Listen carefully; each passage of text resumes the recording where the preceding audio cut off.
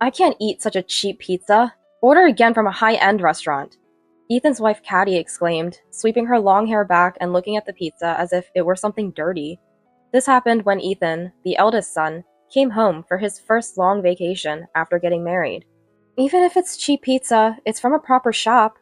I protested, but it seemed to have no effect on Caddy, who just snorted in disdain. That can't be true. I have a taste for fine food. This is just cheap stuff. Order a pizza from a high-end restaurant, quickly, Caddy demanded arrogantly. Realizing it was futile to argue with her, I reluctantly nodded, gripping my mobile phone in my pocket. Yes, I understand. My name is Rebecca. I'm a 73-year-old housewife. I once aspired to be a craftsperson in my youth, but now I live a peaceful life with my husband. My husband, Neil, comes from a long line of farmers, and naturally, he took over the family farm. Even now at 75, he works hard every day growing vegetables. I knew he was a man of few words when we married through an arranged marriage, but his love for farming is intense. He always worries about his vegetables on stormy days. I fell for his hard-working nature. Neil may not be good with words, but he always cares for me and prioritizes what I want to do. If you need money, I'll work harder and earn more, he once said, blushing, which made me happy. His words, though few, always move me. The ordinary days I spend with Neil are symbols of happiness for me. Little did I know that our tranquil life as a couple was about to be threatened. Mom, I found someone I want to marry. Ethan messaged me one day as I was watching my usual lunchtime TV show. When I saw that message, my heart nearly leaped out of my chest. Ethan, now 40, is a system engineer. He's a man of few words, like Neil, and I never thought he would be in a relationship with a woman. Although I was fine with Ethan remaining single, I had a slight desire to see my grandchildren. Ethan, being our only son, had almost led me to give up on ever seeing grandchildren. Trembling with joy, I struggled to calm myself as I replied to Ethan. Really? I'm so happy. Bring her over anytime.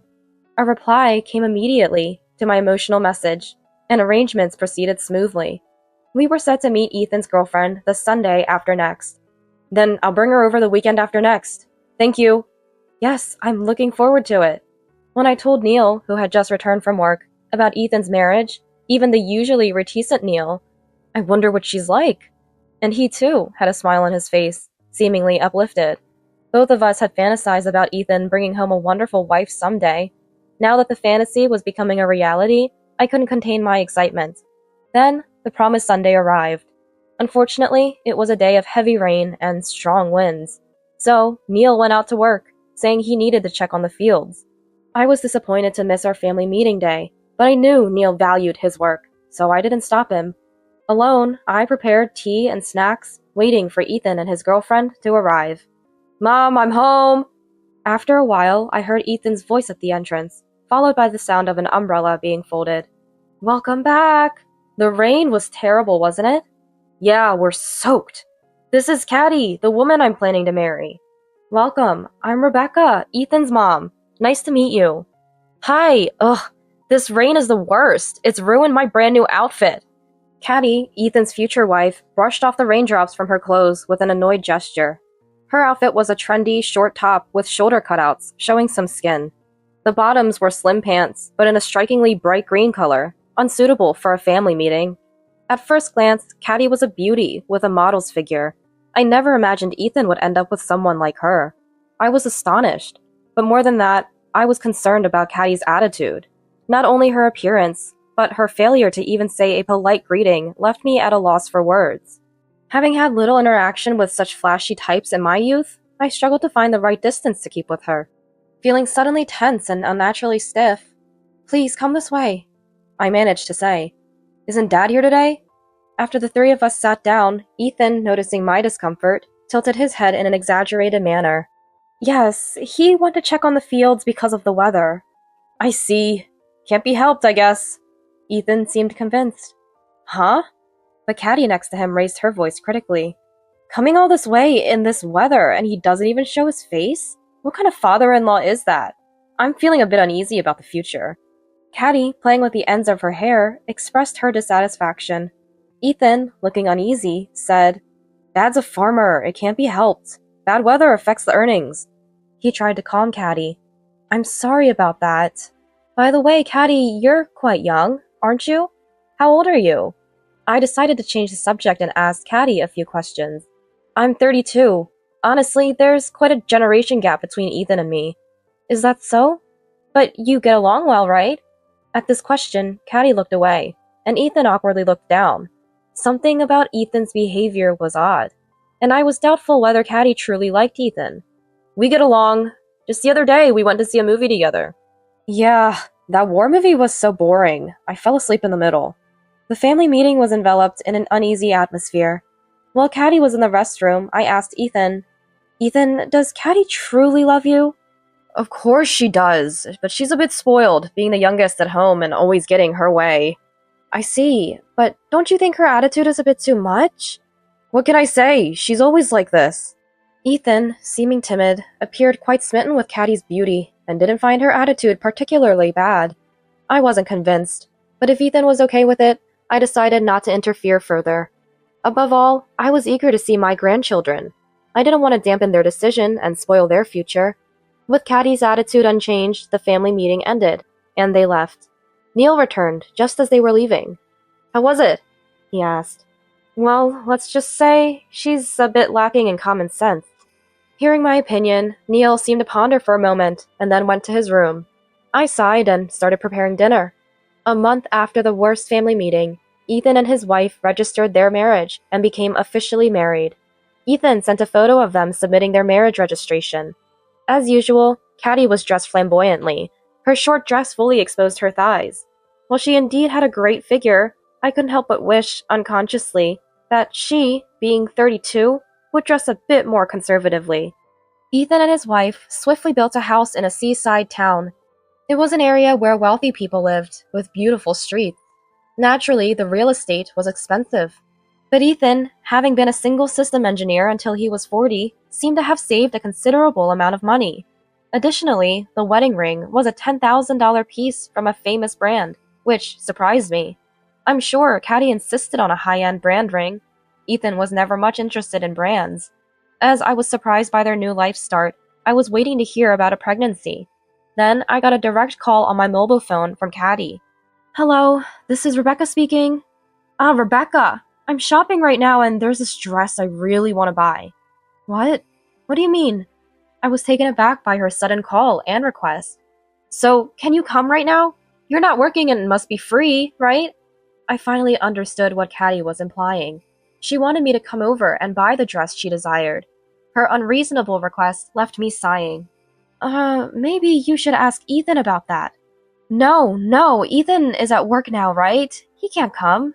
I called you because I thought you'd understand without me saying. Caddy's condescending laugh made me question her sense. Anyway, I have plans today, so it's not possible, I said and hung up. What a request to make to a mother-in-law. Having no daughter, I always wanted to be kind to my son's wife.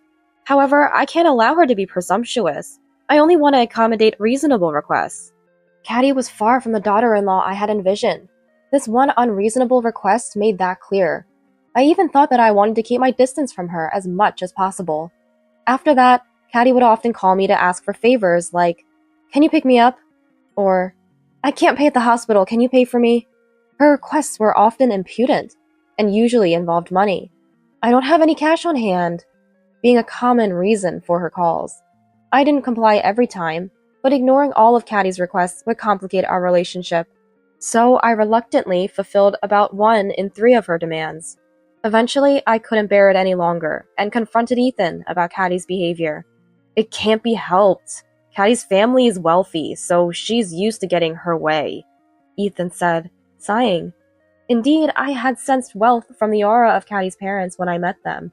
However, that's a different story. I began to wonder if Ethan's indulgence was the problem. Even so, are you also giving in to her whims? If you do, Caddy will never change, you know. Well, I know, but without Caddy, I don't think I could ever get married again.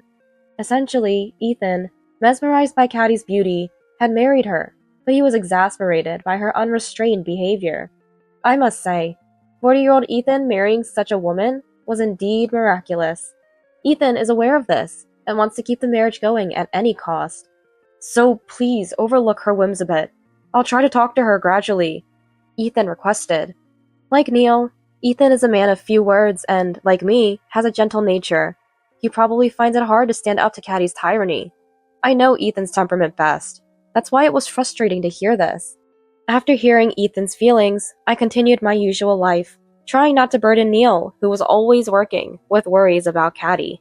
But Caddy's phone calls didn't cease. Enough is enough. Holding this frustration in my heart, the long vacation came, and Ethan and his wife visited our home. We're home! This house is still as old-fashioned as ever. Caddy complained as she took off her high heels at the entrance. She was dressed inappropriately for her age, in a crop top and miniskirt. Even Neil, who was unusually off work that day, frowned. As usual, I ignored Caddy's attire and rude remarks.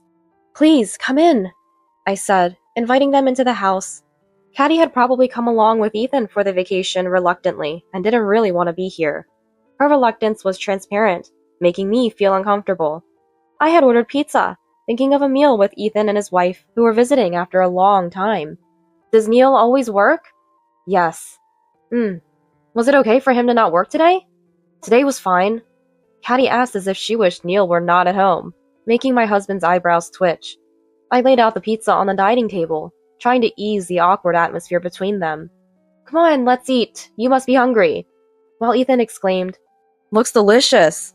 Caddy grimaced, staring at the pizza I had arranged. Ethan said, Let's eat. Just as Ethan reached for a slice, Caddy swept her hair back and pointed at the pizza. I can't eat such cheap food. Order again from a high-end restaurant. Her unexpected demand left all three of us frozen, our hands paused midair over the pizza. Caddy's eyes glittered fiercely, like a lion ready to pounce. Even if it's a cheap pizza, it's from a proper shop, I argued, trembling with anger but trying to remain calm. However, my words seemed to have no effect on Caddy, who snorted dismissively. That can't be true. I have a taste for fine food. This is just cheap stuff. Order a pizza from a high-end restaurant now! Caddy commanded in a strong tone. Neil and Ethan were shocked at her behavior, not used to seeing her act so terribly at home. Realizing that reasoning with Caddy was futile, I reluctantly nodded, gripping my mobile phone in my pocket. Yes, I understand. I silently stood up and headed to the kitchen, infuriated by Caddy's attitude. I was thinking of a way to teach Caddy a lesson. May I take a moment to do this? Just do it quickly, Caddy ordered. Hearing her tone, I felt free to retaliate. I called Neil into the study to share my plan. Her attitude is too much. What are we going to do? Neil, usually calm with me, was visibly upset by Caddy's behavior, showing a rare, stern expression. I'll order the pizza from a high-end restaurant as Caddy wants, and there's something else I'd like to do. What is it? I shared my plan with Neil. Then, understood. He crossed his arms. That might just teach her a lesson. Yes. Neil returned to the dining room, and I called a high-end restaurant to order several pizzas. The expense was a bit painful, but it seemed a small price to pay if it meant teaching Caddy a lesson. While we wait for the pizza from the high-end restaurant, why don't you go for a walk? I suggested to Ethan, glancing sideways at Caddy, who sat cross-legged and sulky, not touching the pizza we initially served. Ethan, wanting to alleviate the awkwardness, agreeing to my suggestion. Yes, that sounds good, he quickly concurred. A walk? Isn't the high-end restaurant's pizza here yet? I just ordered it, so it might take about 30 minutes. They seemed quite busy. Really? This is unbearable. Caddy stood up and left the house with Ethan. After confirming they were gone, I immediately began preparing for my plan, with Neil's help. 30 minutes later, as the high-end restaurant pizza arrived, Ethan and Caddy returned. Caddy still looking displeased. Here, the pizza from the high-end restaurant has arrived. Please enjoy. I served the pizza on new plates in front of Caddy, placing the packaging from the high-end restaurant discreetly on the table. This is definitely different from the regular pizza. Delicious. That's great to hear. Caddy looked blissful, holding her cheek, a stark contrast to her earlier demeanor. Rebecca, you should have ordered high-end restaurant pizza from the start. It's only natural when you have guests. Caddy, that's too much. Ethan, perhaps feeling apologetic towards us, tried to stop Kathy, but it was Neil who spoke up. That was made by Rebecca. Huh? Caddy looked at Neil dumbfounded. Ethan was surprised, and I felt a thrill of revenge. You were so insistent on ordering from a high-end restaurant, I ordered just enough for a family of 3. So the pizza you ate wasn't from the high-end restaurant. Rebecca was training to take over her parents' high-end restaurant when she was young. She's practically a professional, having practiced for years. While you were out, she quickly made it. The pizza you had was Rebecca's homemade. Ours is from the high-end restaurant, but the taste is almost the same, maybe even better. Neil said this and took a bite of my pizza from Caddy's plate. Indeed, I had trained to become a pizza chef in the past. My dad was strict, and I honed my skills through constant practice and criticism until achieving perfection. I hadn't made pizzas much since getting married, but it was exhilarating to revisit my old skills. Caddy had praised my pizza, and at that moment, I internally celebrated my victory. Impossible! That can't be true. It's so delicious, no way it could be homemade. Ethan, is it true Rebecca's family owned a high-end restaurant? It's true. I used to go there often as a kid. Their pizza was definitely exquisite. What? Caddy trembled, shocked by this unexpected twist. What's with your attitude towards Rebecca? After preparing to welcome you with pizza, you disrespect her? And demanding high-end restaurant pizza? That's just outrageous. Neil, usually quiet, erupted in anger. Caddy recoiled at Neil's outburst, but still had the energy to retort. I didn't know. It's not my fault you ordered pizza. I never said I wanted pizza. Frustrated beyond words at Caddy's refusal to admit fault, I felt my anger wane. Ethan glared at her, seemingly on the verge of shouting. I decided to reveal my trump card. I've been listening to this conversation, Caddy. How could you be so rude to Rebecca? Huh? Caddy froze at the sound of her mom's voice, suddenly appearing. I didn't mean to. I showed Caddy the phone where her mom Wendy was on the call. I had called Wendy as soon as Caddy arrived, letting her hear Caddy's behavior. Wendy scolded. Don't be disrespectful to Rebecca. I didn't raise you to be like this. And if you continue this appalling behavior, you won't be welcome back home. She ended the call sharply. Caddy probably never imagined that she would turn her own mom against herself. For a while, she trembled in shock. Then, fine, I won't come to this house again, she said and left. Neil and I were relieved she was gone, feeling refreshed. Ethan looked conflicted, but likely done with Caddy. I'm tired of being with Caddy. Better to be single than continue this marriage. That's okay. It's a shame about not seeing grandchildren, but you can find someone else when you're ready, I said. And Neil nodded silently. We continued eating the high-end pizza, just the 3 of us. Later, Ethan divorced Caddy, tired of her behavior. Their marriage didn't even last a year. It's better to be single than live with such stress, he concluded. After breaking up with Caddy, Ethan seemed somewhat relieved and focused on his work. Meanwhile, Caddy was scolded harshly by her parents when she returned home. I'm still in touch with Wendy, and we've become friends who meet for tea. Wendy, a generation older than Caddy, has a solid character, unlike Caddy. She plans to monitor Caddy closely until she can handle household responsibilities and secure a decent job. I can only hope that Caddy doesn't stray off the path again. I am planning a trip with Neil and Ethan soon. I'm really looking forward to this much-needed family vacation.